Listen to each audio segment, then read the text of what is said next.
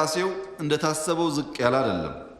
ከ200 ሺህ በላይ ሰዎች አዳዲስ ንግድ ፍቃድ አወጥተዋል። ይሄ ከአምናው በ10% ያደገ ነው። የነበራቸው ንግድ ፍቃድ ያደሱም ከ845 ሺህ አንሱ። ንግድ ፍቃድ ማደሱም አዲስ ማውጣቱም ጭማሪ አለ። የንግድ እንቅስቃሴ እንደታሰበው ይሞት አይደለም ማለት ነው። ከከተማ መውጣት ስትሉ እናንተም በኋላ ስተዩ ታዩታላችሁ። በየከተሞች እንቅስቃሴዎች አሉ። እንቅስቃሴዎችን ማዘመን እንቅስቃሴዎችን ማላቅ የሚጠበቅብን ቢሆንም የንግድ እንቅስቃሴው የተወሰነ ደረጃ በየቦታው ይታያል። ትልቁ ፈተና ህዝባችንን እያስመረረ ያለ በኢኮኖሚክ እድገታችን ውስጥ ትልቅ ስብራት የሆነው የዋጋ ግሽበት ነው። የኑሮ ውድነት ትልቅ ፈተና ነው። የኑሮ ውድነት ደግሞ ዋናው ከምግብ ነክ ሸቀጦች ጋር የሚያያዝ ነው። ምግብ ነው ዋጋው እየጨመረ የዝቅተኛ ገቢ ያላቸው ሰዎች በልቶ ማደር እንዲቸገሩና እንዲማረሩ ያደረገ ያለ። ለዚህ የዘርፉ ምሁራን በርካታ ነገሮች ያነሳሉ። ግሽበት በአንድ ምክንያት ብቻ የሚፈጠር አይደለም። መንስኤዎቹ ብዙ ናቸው። ከነዚህ ውስጥ አንዱ የፍላጎት መጨመር ነው። ፍላጎት ሲባል ኢትዮጵያ ውስጥ 40 ሚሊዮን እያለንም ግሽበት አለ፣ 50 እያለንም ግሽበት አለ፣ 60 እያለንም ግሽበት አለ፣ አሁን 100 አልፈንም ግሽበት አለ። በከፍተኛ ደረጃ ህዝብ ቁጥር እያደገ ሲሄድ ፍላጎት ያድጋል ማለት ነው። የተወሰነ የህዝብ ቁጥር ያዝ ማድረግ ይፈልጋል። ያዝ ካላደረግን ህዝብ በዚህ ደረጃ እያደገ ከሄደ ፍላጎቶቻችንን ማሟላት እንቸገራለን። ያዝ ማድረግ ማለት ምን ማለት ነው?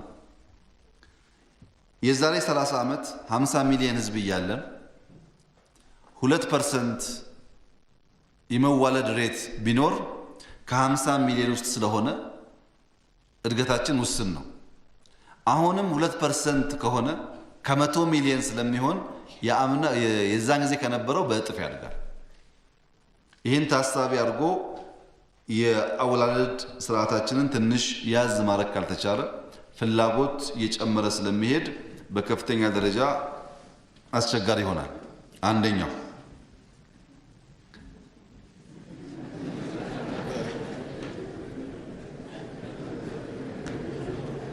ወሊድ መቆጣጠር ማለት በብዙ መንገድ ስለሆነ በሚመቻቸው መንገድ መቆጣጠር ይቻላል።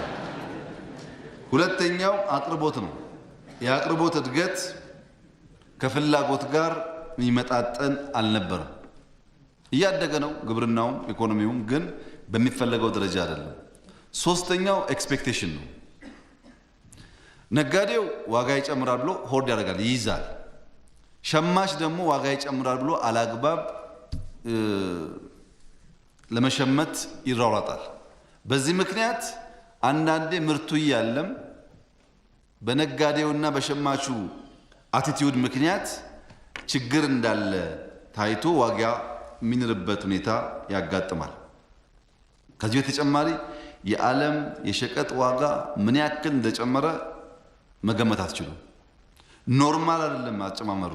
ለምሳሌ ማዳበሪያ 176% አድጓል። አምናና ዘንድሮ ብቻ አምና የገዛንበትን 176% አድጓል። እንዳለ መተው አንችልም፣ ግብርና ስለሚሞት ወደንም ጠላንም እንገዛለን። ማዳበሪያ ብቻ አይደለም፣ ብረት 65% ጨምሯል። ልንተው አንችልም ካልተካን በስተቀረ ኮንስትራክሽን እያደገ ስለሆነ ብረት ላይ ሰፊ ስራ ጀምረናል። ወደፊት በተወሰነ ደረጃ ማስገባት የምንቀንስ እንደሚሆን ተስፋ ይደረጋል። ነዳጅ 85% ጨምሯል አምናና ዘንድሮ ብቻ። ይሄ እድገት ዘንድሮ ይለፈኝ የምንለው አይደለም። እድገቱ ወደንም ጠላንም ያለን አንጡራ ሀብት አውጥተን እንድንገዛ ያስገድዳል። የፓልም ዘይት 60% አድጓል። ኮንቴነር ማጓጓዣ ብቻ 283% አድጓል። ትራንስፖርት ከፍተኛ ደረጃ ጨምሯል። ስኳር 35% አድጓል። ይሄ ሁሉ ውጭ ያለው ዋጋ ኢንፍሌሽንን ኢምፖርት ያደርጋል፣ ይዞት ይመጣል እንዳለ እንደውም ጨምሮት። ይሄም ሌላ የገጠመን መከራ ነው። ኮቪድ በዓለም ንግድ ስርዓት ውስጥ ያመጣው አንዱ ችግር ሀብታም ሀገሮች ኮቪድ አለ ብለው በፖስታ ለሰዎች ብር እንደ ደሞዝ ይከፍላሉ። ብሩን ያተማሉ፣ ይከፍላሉ። እነዛ ብር የሚያገኙ ሰዎች ደግሞ ኮቪድ አለ ብለው ወደ ስራ አይሄዱም። በዚህ ምክንያት ምርት ቀንሷል። የዓለም ኢኮኖሚ ቀንሷል። አጠቃላይ የዓለም ኢኮኖሚ ከ3% በላይ ቀንሷል። ሁለተኛ በበሽታው ምክንያት ምርቱ ሲኖር ትራንስፖርት ችግር አለ። ትራንስፖርት ሲኖር ገንዘብ ችግር አለ። ራሱ ቼኑ በመነካቱ ምክንያት በከፍተኛ ደረጃ የዓለምን ትሬድ አዛብቶታል። በእኛ ደግሞ ሎጂስቲክስ ተጨምሮ በጣም ችግር ነው። በሀገር ውስጥም እንኳ ብንወስድ የሎጂስቲክስ ስርዓቱ የተሳሰረ ባለመሆኑ ትሬድ ቼኑ የተሳሰረ ባለመሆኑ በጣም ከፍተኛ የሆኑ ፈተናዎች አሉ። ለምሳሌ ሽንኩርት ታስታውሳላችሁ። የዛሬ 3-4 ወር አዲስ አበባ ያለው ዋጋና እዚህ ወጣ ብላችሁ የነበረው ዋጋ ሽንኩርቱን ለማምጣት ስንሞክር እና ሰንደይ ማርኬት ስንጀምር በተወሰነ ደረጃ ቀንሶ ነበር። የምታስታውሱ ይመስለኛል። ትናንትና እንኳን ዋጋ ቼክ ሳደርግ ስንዴ አንዳንድ ክፍለ ሀገር አንዳንድ ቦታ ላይ 2400 2500 ብር ይሸጣል ትናንትና። አዲስ አበባ ግን 3000 አይገኝም።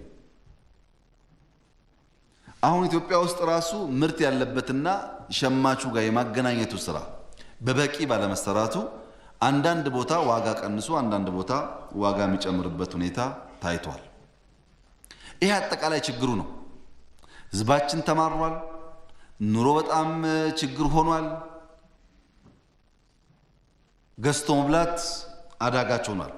በእርግጥ ይሄን ተጠበቀ ሆኖ ቅዳሜና እሁድ ደግሞ ስጋ ቤቶቻችን እንደምታውቁት በጣም ሙሉ ናቸው እና ኢትዮጵያ ነገር ግራ የሚያጋባው እሱ ነው። ስጋ ቤት ስትሄዱ መቀመጫ የለም። ሌላው ደግሞ ዳቦ ገዝቶ መብላት ይቸገራል። እና ሬስቶራንቶች አካባቢ ያለው መተራመስ ስታዩ እንደኔ ወጣ እያላችሁ ምትበሉ ከሆነ ማለት ነው የት ጋ ነው ችግር ያለ የሚል ደንባራ ድምዳሜ ለመያዝ የሚያስችል ምልክትም ይታያል። ይሄን እንዴት አድርገን እናስታርቃለን፣ የተረፈን ሰዎች የተጎዱ ሰዎች እንዴት እናግዛለን የሚለው ማሰብ ይፈልጋል። በእኛ በኩል ምን አደረግን? መንግስት ምን አደረገ? ኢንፍሌሽን ተፋፍሞ አጠቃላይ ያለው መዛባት ለመቀነስ ምን ጥረት አደረገ የሚለው ማየት ጠቃሚ ይሆናል። አንደኛው በቅርቡ አውሮፓ ሲሄድ በኢኮኖሚ ያስቸገረን ከሁሉ በላይ ግሽበት ነው፣ ኢንፍሌሽን ነውና እናንተ ጋር ያለውን ልምድ ስጡኝ ብዬ አንዳንድ ሀገር መንግስታት ጠይቄ ነበር እና ሁሉም በኢንፍሌሽን ይማረራል። እንግሊዝ አሁን ያለው ዋና ኢሹ ኢንፍሌሽን ነው። ነገር ግን የነሱ አድቫንቴጅ ሰው ገዝቶ ውድም ቢሆን ገዝቶ መብላት አቅሙ እንደኛ አይደለም። ኢንፍሌሽን ማለት የአንድ ውሃ ዋጋ 100 ብር ሆነ 50 ብር ሆነ ሳይሆን 100 ብር ሲሆን እኔ 500 ብር ካለኝ ችግር አይደለም ገዛለሁ ማለት ነው። እኔ ያለኝ 50 ብር ሆኖ የውሃው ዋጋ 100 ብር ሲሆን ግን አስቸጋሪ ነው ልሸምት ስለማልችል። ኢንፍሌሽን አጠቃላይ በዓለም ደረጃ ፈተና መሆኑን ተገንዝቤያለሁ። አንድ በእኛ በኩል የበጀት ጉድለት ስለገጠመን ይህ በጀት ጉድለት ደግሞ 80% ገደማው ከግምጃ ቤት እንዲሞላ ተደርጓል። የግምጃ ቤት ሰነድ መጠቀም ያስፈለገበት ዋናው ምክንያት ብር በስፋት ከረጨን በዛው ልክ ግሽበትን ስለሚያባብስ በተቻለ መጠን ብር በገበያ ውስጥ እንዳይረጭ በግምጃ ቤት ሰነድ ለመተካት ጥረት ተደርጓል። 80% ገደማ በቂ አይደለም፣ ተጨማሪ ስራ ይጠይቃል። ግን የተደረገው ኤፈርት የሚናቅ አይደለም። ሁለተኛ የምግብ ሸቀጦች አምና 6 ወር 1 ቢሊዮን ያስገባ ነው። 1 ቢሊዮን ዶላር። ዘንድሮ 6 ወር 2.1 ቢሊዮን ዶላር ነው ያስገባ ነው። በእጥፍ ማለት ነው። በተቻለ መጠን ዋጋውን ለመቀነስ ስንዴ እንኳን በስፋት እየተመረተ መሆኑን ብናቅም ተጨማሪ አምጥተናል። ስጋት ስለነበረ ትንሽ ባላንስ ማድረግ እንድንችል ማለት ነው። ለዘይት አምራቾች ከተሰጣቸው ኮታ በተጨማሪ ተጨማሪ የውጭ ምንዛሪ ኮታ ሰጥቷቸዋል። ዘይት በሀገር ውስጥ ማምረትን ማሳደግ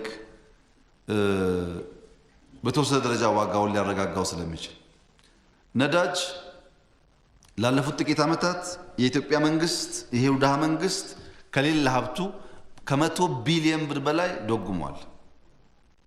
ነዳጅ ላይ ያለው ችግር እና የተከበረው ምክር ቤት እንዲያግዘን የምንፈልገው ኢትዮጵያ ለአካባቢ ሀገራት ነዳጅ የምትሸምት ሳትሆን ነዳጅ የምታመርት ሀገር ሆናለች። እኛ እንገዛለን፣ ወደ ሁሉም ጎረቤት የኛ ነዳጅ በቦቴ ይሄዳል። ምክንያቱም የኛ ዋጋ እኛ አካባቢ ካሉ ሀገራት ከሁሉም በእጅጉ ያነሰ ነው። ያነሰበት ምክንያት መንግስት ደጉሞ የድሃው ህብረተሰብ እንዳይጎዳ ካለ ፍላጎት ነው። ነጋዴዎቻችን ግን የቦቴ ባለቤቶች ግን ወደ አዲስ አበባ ማምጣት ሳይሆን ወደ ጎረቤቶቻችን በመውሰድ እጥረት እንዲያጋጥም እያደረጉ ነው። በቅርቡ ለሁሉም ክልል የጸጥታ ተቋማት ነዳጅ ከኢትዮጵያ ወስዶ ወደ ጎረቤት ሀገር የሚንቀሳቀስ መኪና ካለ መኪናውንም ነዳጁንም ውረሱ ብለናቸዋል። እናንተም ግን ማገዝ አለባችሁ። ዘራፊዎች አሉ፣ የህዝብን ሀብት ወስደው ሌላ ሀገር የሚሸጡ። እነዚህ ዘራፊዎች በጋራ ካልተከላከልን በስተቀር ብቻችንን አንችልም። ያ ካሁን ደግሞ የነዳጅ ድጎማው እኛ ሶማሌን ደጉመን ኬንያን ደጉመን ደግሞ አያዛልቅም። ወደፊት ሀብት ሲመጣ እንደጉማለን፣ ችግር የለም። አሁን ባለው ሁኔታ ግን ትንሽ ይከብዳል እና ይሄን ጥንቃቄ ማድረግ ያስፈልጋል። የሁሉም ክልል ሚሊሻዎች፣ ልዩ ኃይሎች፣ ፖሊሶች ነዳጅ ከኢትዮጵያ ይዞ የሚወጣ ቦቴ ካገኛችሁ ነዳጁን ብቻ ሳይሆን ቦቴውን ጭምር በመውረስ እንድትተባበሩን በዚሁ ማሳሰብ እፈልጋለሁ። ማዳበሪያም በተወሰነ ደረጃ ለመደጎም ተሞክሯል። አርሶ አደር ላይ እንዳያልፍ የገጠሩን ምርት ከተማ ለማምጣት እንደ ቅድም እንዳነሳሁት ሰንዴ ማርኬት ተሞክሯል። ከሁሉ ላይ ደግሞ የከተማ እርሻ ቤተ መንግስት በቅርቡ ብትመጡ በጣም የሚገርም እርሻ ነው ያለው። በገባነው ቃል መሰረት አርሰን ጎመኑ፣ ሰላጣው፣ ቆስጣው ነግራችሁ አልችልም። አንድ ቀን የምክር ቤት አባላት በረከሰ ዋጋ ከቤተ መንግስት እንድትገዙ ሰንዴ ማርኬት ቤተ መንግስት እናዘጋጃለን እና በቅርቡ ከጓሮ በጣም ጎመን፣ ሰላጣ ሲሰበሰብ የላኩላቸው ሰዎች ነበሩ። በፌስታል ሳይሆን በማዳበሪያ ሰፋ ሰፋ አድርጌ ማለት ነው። እና አንዱ የላኩላቸው የከተማችን ከንቲባ ነበሩ እና የላኩላቸው እሳቸው ስጦታ መስሏቸዋል። እኔ ደግሞ የሆነ ግቢ ይሄ ከተመረተ በርሶ ከተማ ምን ሊመረት እንደሚችል አስቡት ለማለት ነበር የላኩላቸው። እና ከተማችን ውስጥ ሰላጣ፣ ቆስጣ፣ ቃሪያ፣ ካሮት ምናምን ብንሰራ እመኑኝ ለውጥ እናመጣለን። አሁን እዚህ ፕላን ኮሚሽን 6 ኪሎ ጋር ፕላን ኮሚሽን ብትሄዱ ከፍተኛ እርሻ ተጀምሯል። ሁሉም ሚኒስትር ተጠይቋል እንዲያርስ በየጓሮ ጎመን፣ ሰላጣ፣ ቆስጣ አርሶ በአካባቢ ያሉ ደሃዎች እናቶች ሰብሰብ አድርጎ በ1 ብር በ2 ብር ቢሰጣቸው በነፃ የሚሰጣቸው ምን ያክል ኢምፓክት እንደሚያመጣ አስቡት። የቤተ መንግስቱን ከእናንተ እንጀምራለን፣ ቀጥለን ደግሞ እናስፋፋለን ማለት ነው። ዋናው ፈተና የምግብ ሸቀጥ ነው። ኢትዮጵያ ደግሞ በጣም መስራት የምትችለው ምግብ ማምረት ነው። መሬቱ ውሃው የሚታወቅ ስለሆነ ይሄን ተረባርበን ከሰራን በከፍተኛ ደረጃ የገጠመንን ፈተና ለመከላከል እድል ይሰጣል የሚል እምነት በእኛ በኩል አለ። ይሄ ግን ርብርብ ይፈልጋል፣ ስራ ይፈልጋል። የተጀመረውን ነገር ማጠናከር ነው። እርሻ ላይ በጣም ተስፋ ሰጪ ነገር ነው ያለው። ሙዝ ላይ ወጣችሁ ታዩታላችሁ በየወረዳችሁ። አቮካዶ ላይ፣ ፓፓያ ላይ የሚገርም ነገር ነው ያለው። አሁን አቮካዶ ኤክስፖርት ማድረግ ጀምረን የቸገረን ምርት አይደለም፣ ሎጂስቲክስ ነው። አቮካዶ እንደ ቡና አይደለም። ኮንቴነሩ ቀዝቃዛ መሆን አለበት፣ መኪናው ቀዝቃዛ መሆን አለበት። ያን ማግኘት ነው ችግር እየሆነ ያለው ከምርቱ በላይ። ይሄን እያሰፋን ብንሄድ የገጠመንን ፈተና ለመቋቋም በተወሰነ ደረጃ ያግዛል የሚል እምነት አለን።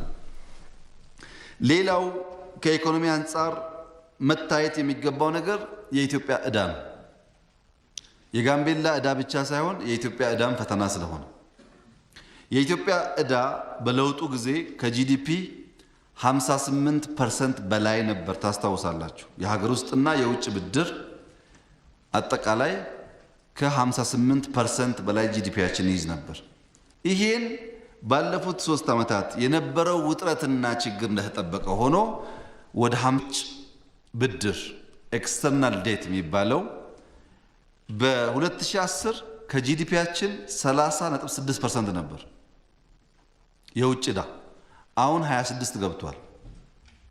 ጦርነት ባይኖር ድርቅ ባይኖር ምን ሊሆን እንደሚችል ደግሞ ማሰብ ይቻላል።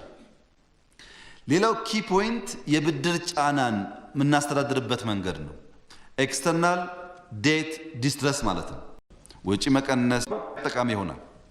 የንግድ ሚዛን በምን ያክል ደረጃ ሽጠን በምናገኘው ሀብት 6 ወራት የኢትዮጵያ ኤክስፖርት በ25% አድጓል። ይሄ እጅግ በጣም አመርቂ ድል ነው። ታስታውሳላችሁ ባለፈው ዓመት ለረጅም ዓመታት 3 ቢሊዮን ዶላር ያልበለጠው የኤክስፖርት ገቢያችን ባለፈው ዓመት 3.6 ደርሶ ትልቅ እምርታ ነው ብለን ነበር። ዘንድሮ 4 ቢሊዮን ማስገባት ከቻል በሁለቱ ዓመታት 1 ቢሊዮን ዶላር ጨመርን ማለት ነው። እስካሁን 3 ቢሊዮን ከነበረ የኛ ኤክስፖርት ገቢ በሁለቱ ዓመታት 1 ቢሊዮን መጨመር ከቻል በሁለት ዓመት ብቻ 1/3ኛ የኤክስፖርት አቅማችን አደገ ማለት ነው። ይሄንን ሜንቴን ማድረግ ከቻል በጥቂት ዓመታት ውስጥ ፍላጎቶቻችን ይበልጥ ሊሳኩ ይችላሉ። ምን ማለት ነው? ባለፈው ከ3 ቢሊዮን በሁለት ዓመት 1 በመጨመር 1/3ኛ ከሆነ ከአሁን በኋላ ደግሞ ከ4 ቢሊዮን በሁለት ዓመት ይጠበቃል። ይህ እድገት የመጣው አብዛኛው አምናው አንፃር በግብርና ምርት ማለት ነው። ይሄ 21% ያደገው ሼር ከአጠቃላይ ኤክስፖርት ደግሞ ሲነጻጸር በጣም ከፍተኛ ነው። በራሱ ሴክተር ያለው እድገት ነው 21 የሆነው። በሁለተኛ ደረጃ እድገት ያመጣ ነው በሰርቪስ ነው፣ አገልግሎት 27% ከፍተኛ ነው። እንደ ዓመት በላይ በማስገባት 4 እና ከ4 ቢሊዮን በላይ ማስገባት ከቻል በሁለት ዓመት የተገኘ ትልቅ እመርታ ነው ማለት ነው። ኤክስፖርታችን ተስፋ ሰጪ ቢሆንም ኢምፖርት ባለፈው ሲቀርብ የሰማችሁ በጣም አነስተኛ እድገት ያመጣው ዘንድሮ ግን ከፍ ብሏል። ኢምፖርት ከፍ ማለቱ በኤክስፖርት ያገኘነው ውጤት ይቀንሰዋል ማለት ነው። የዘንድሮ 6 ወራት ኢምፖርት በ25% አድጓል። ኤክስፖርታችን በ25 ያደገም ቢሆን ኢምፖርትን በ25 ስላደገ ኢምፖርት ዝቅ ያለ ቢሆን ኖሮ የኤክስፖርት ውጤቱ የጎላ ይሆን ነበር። ኢምፖርት እንዲያድግ ያደረገው አንደኛ በኋላም በዝርዝር መጣበታለሁ የምግብ ሸቀጦች በስፋት ከአምናው በለጠ ስላስገባን ማዳበሪያ፣ ነዳጅ የመሳሰሉት ከፍተኛ ገንዘብ በመጠየቃቸው ያወጣና የሸጥነውን ያክል ሀብት እጅግ የበለጠ ሀብት ለገቢ እንድንጠቀም አስገድዶናል። ይሄ ሁለቱ እንደተጠበቀ ሆኖ ኢምፖርትን ሰብስቲዩት ለማድረግ ከውጭ የምናስገባቸውን አንዳንድ ምርቶች ለማስቀረት ባለፉት 6 ወራት እጅግ አመርቂ ስራ ተሰርቷል። ለ1 ቢሊዮን ዶላር የሚገመት ከውጭ ስናስገባ የነበረውን ሀብት በአገር ውስጥ መተካት ተችሏል። ይህን ጉዳይ አጠናክረን ከቀጠል ኢምፖርት ሰብስቲዩት ማድረግና ኤክስፖርት ማድረግ ተደምረው ኢምፖርትን በተወሰነ ደረጃ መቀነስ ከቻል ወደፊት የንግድ ባላንሳችን የተስተካከለ እንዲሄድ እድል ይሰጣል። ኢምፖርት የተተኩበት ምርቶች የምግብ ኢምፖርት እናደርጋቸው ተካናቸው አሉ። ለመጠጥ የሚውል በተለይ የቢራ ብቅል 100% መተካት ተችሏል። በርከት ያለ ሀብት ወጥቶበት ለቢራ ብቅል ከውጭ ይመጣ ነበረ። ከአሰላ የብቅል ፋብሪካዎች ስላልነበረን አሁን ተጨማሪ 2 ስላሉንና 100% ፍላጎቶቻችን ስለመለሰ ከፍተኛ ሀብት ማስቀረት ችለናል። ፋርማሲውቲካል ኢንዱስትሪ ላይም የተሰሩ ስራዎች በተወሰነ ደረጃ ከውጭ የምናስገባቸውን ምርቶች ለማስቀረት አግዟል። በቴክስታይል እና በጫማ ምርት ለምሳሌ ለሀገር መከላከያ ሚኒስቴር እንዲሁም ለተማሪዎች ዩኒፎርም ከውጭ እናስገባ የነበረውን የጫማ ምርት ሙሉ በሙሉ በሀገር ውስጥ መሸፈን የቻልን ሲሆን ዩኒፎርም በሚመለከት ሰፊ ስራ ተጀምሯል።